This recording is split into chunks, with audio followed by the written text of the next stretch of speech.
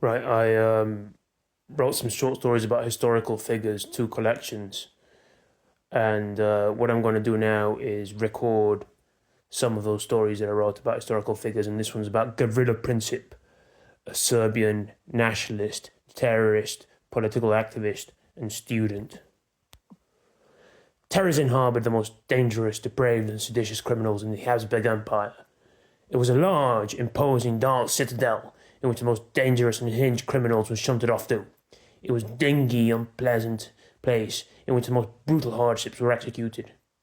It was situated in the Labin region of the Czech Republic. It was originally built as a defence base during the Prussian-Austrian War.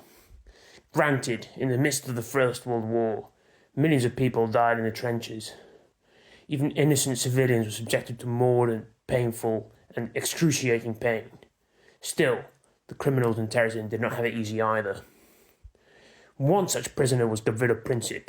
He had shot Archduke Franz Ferdinand, heir to the Habsburg throne.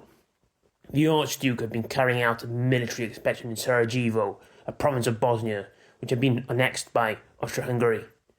It had only been annexed 6 weeks earlier, so his visit was seen as a provocation for the Serb nationalists. It was because of the Serbian claims for Bosnia and the larger number of ethnic Serbs in the border. As such, a group of Serb nationalists decided to come together and assassinate the Archduke. They were all teenagers and, as such, incompetent.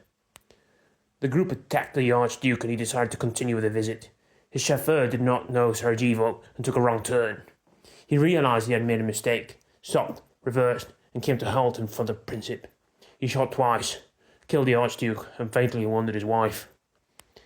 He tried swallowing a cyanide capsule, but vomited it back up. He also tried to shoot himself, but the gun was wrested away from him. As such, he was shunted off to Terezin. He was 19, and, as such, too young to receive the death penalty. He received a maximum sentence of 20 years in prison. Princip himself was a student, son of a peasant.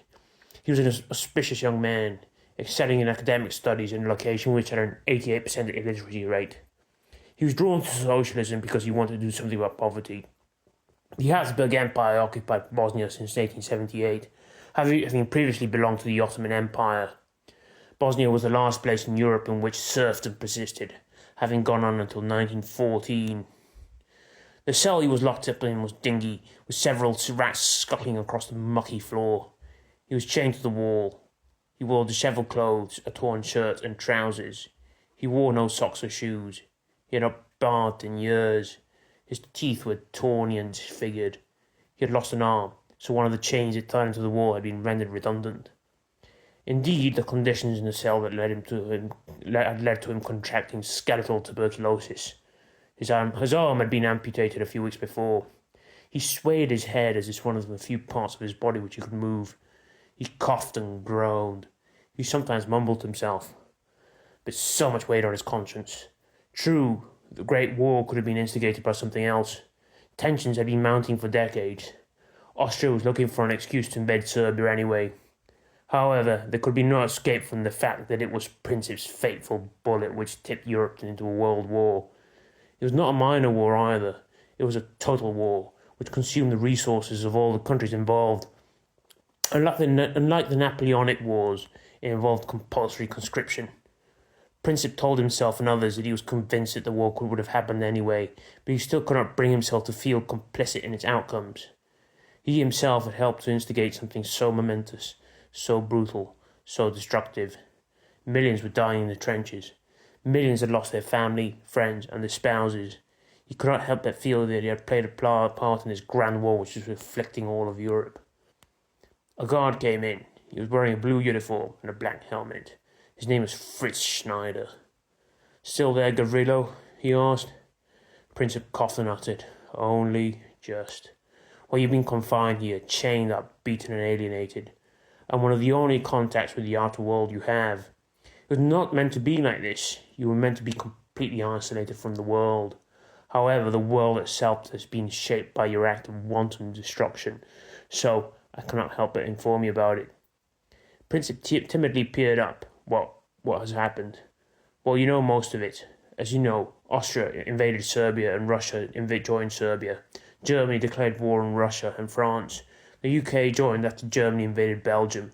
The Ottomans joined the Central Powers. As you know, large parts of Europe have consisted of trenches and neither side have gained an advantage. It has been a war of attrition, Schneider said, adjusting his hat. I knew all this, Princip spotted. Yes, there have been new developments. The German army has been pushed back and its front line has almost collapsed. Its allies are capitulating, including ourselves and the Ottomans. It's all coming to an end, Princip, my friend. I felt compelled to tell you since you initiated this sordid saga. Princip remained motionless. Right, Schneider. As he said this, the officer left the room. Yes, the war was coming to an end, but Princip knew that he was coming to an end too. He had lost his right arm, but his whole body was deteriorating. He was certain that he would only live for a few more days, just before Germany was defeated on the battlefield. He may have initiated this great war, but just as he came to an end, he would expire too. He was, in many ways, a self-righteous young man, driven by lofty ideals. He was a nationalist who was driven by a strong sense of justice. However, he had rotted away in this prison cell for the last 4 years, and just as this brutal war was coming to an end, he was about to die.